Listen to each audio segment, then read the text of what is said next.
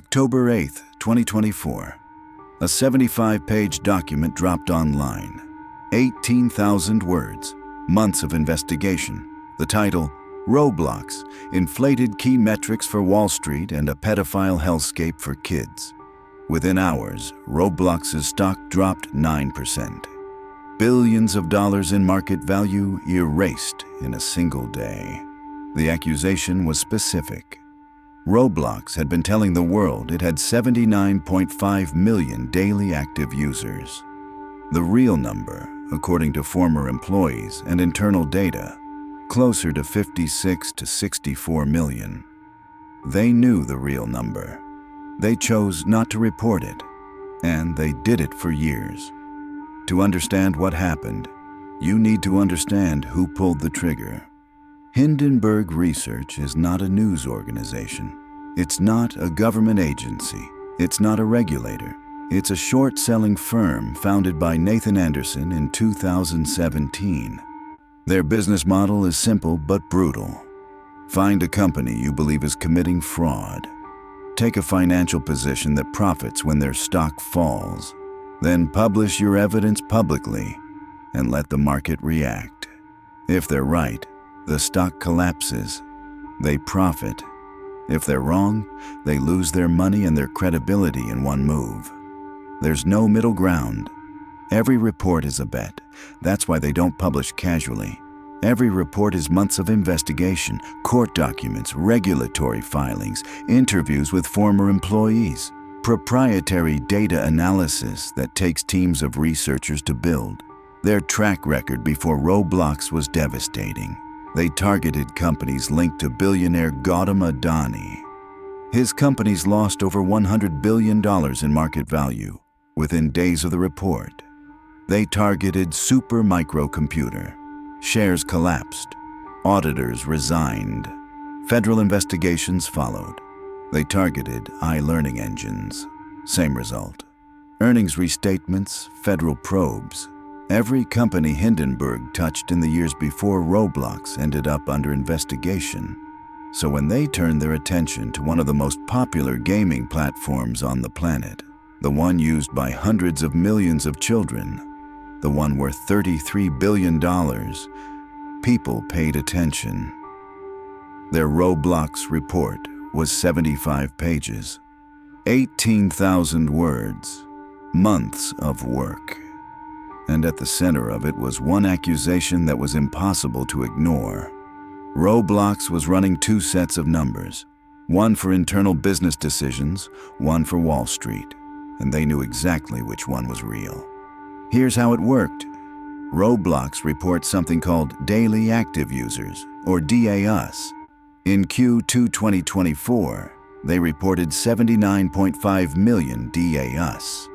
In earnings calls, the CIO called them people. 77 million daily people on our platform, he told analysts. But DAUs aren't people. Roblox's own SEC filings acknowledge this. DAUs can include alternate accounts, bot accounts, and duplicate logins. Hindenburg found something worse. Former employees confirmed that internally, Roblox tracked a different metric. A de-alted number that filtered out the duplicates and bots. A number that was 25 to 42% lower than what they showed investors. One former data scientist said it directly. If the number is not de-alted, the actual one would be anywhere between 20 to 30% lower. In other words, Roblox knew exactly how many real people were on their platform. They had the clean number internally. They chose to report the inflated number to investors.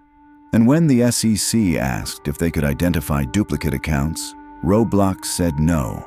They couldn't identify them. Former employees said that was false. The user count wasn't the only number under scrutiny.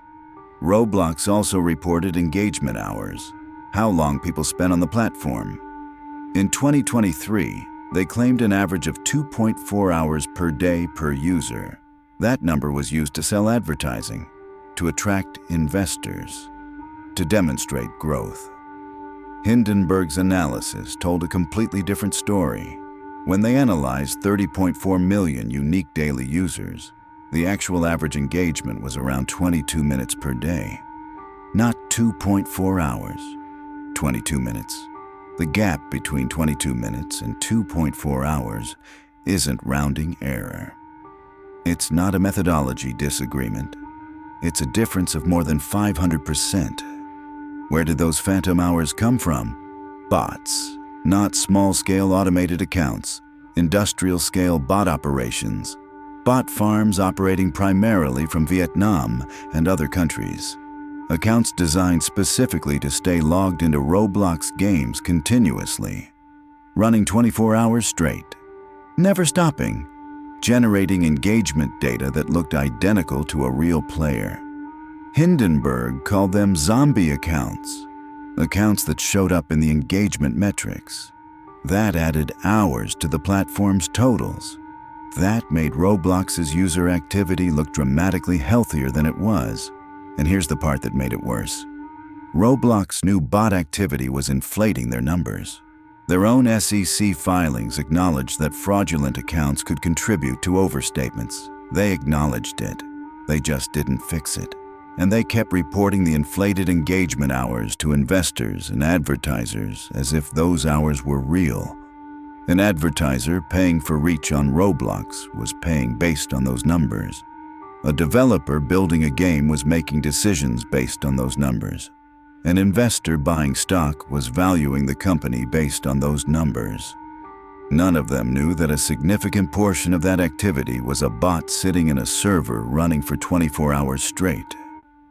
October 8th, 2024. The report went live.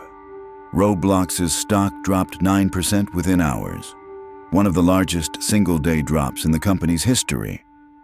Roblox responded immediately. They called Hindenburg's financial claims simply misleading, said the authors had an agenda, insisted the platform was safe and that their metrics were accurate, but the SEC was already watching, and the FTC had opened its own investigation. Documents obtained through Freedom of Information Act requests confirmed both probes. In August 2024, the SEC initially said they had no responsive records on Roblox. By October, after a follow-up request, they changed their answer. "We are withholding records that may be responsive to your request." That's how you know an investigation is real. When the agency stops saying there's nothing there. Roblox is not a small company. It's a platform used by hundreds of millions of people, 40% of them children under 13. Parents trust it. Advertisers spend on it. Investors fund it. Developers build their livelihoods on it. All of them making decisions based on numbers that, according to former employees and federal investigators, may not have been accurate. Think about what that means specifically. Investors who bought Roblox stock at peak valuations did so because the platform appeared to have 79.5 million daily active users growing year over year. That growth story justified the price. If the real number was 56 to 64 million, the growth story was built on a foundation that didn't exist. Those investors lost real money when the stock dropped 9% in a single day. Billions of dollars in market value erased in hours. Advertisers who paid to reach Roblox's audience paid based on engagement hours that were significantly inflated by bot activity. Every dollar spent on Roblox advertising was priced against an audience that was, in part, a server running in Vietnam. Nobody was watching those ads, nobody was clicking, nobody was there. Developers who built games on Roblox made expansion decisions based on platform growth metrics. If the platform was growing, investing more made sense. If the growth numbers were inflated, those investments were made on false information. And the players, the millions of real players who were actually on the platform, they trusted a company that, according to Hindenburg and former employees, was actively managing two versions of reality. One for the people running the business, one for everyone else. That's the detail that makes this more than a financial story. It's not just about stock prices and SEC filings. It's about a company that knew the truth and chose, repeatedly, to show the world something different. As of today, the SEC and FTC investigations remain open. Roblox has not been charged with anything. They maintain their metrics were reported appropriately. But here's what's not disputed. Roblox internally tracked a different, lower user count.